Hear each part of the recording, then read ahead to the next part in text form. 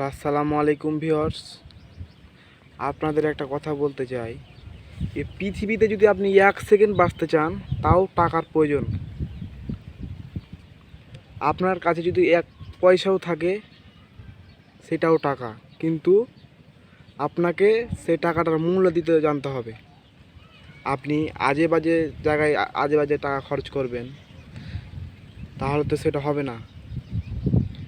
আপনি যখন বুঝতে পারবেন যে 1 টাকারও মূল্য আছে, তখন আপনি বুঝতে পারবেন যে কত মূল্য টাকার। যেমন আমি একটা আপনাকে ধারণা দিতে চাই।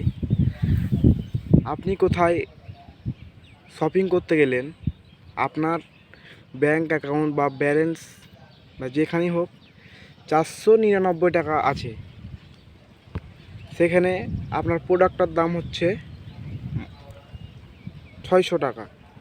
তাহলে আপনার 1 টাকার দাম লাখ টাকার সমান।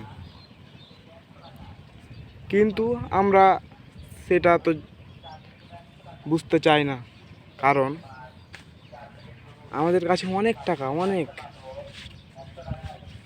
কাউকে দেখবেন যে এই কি বলবো আর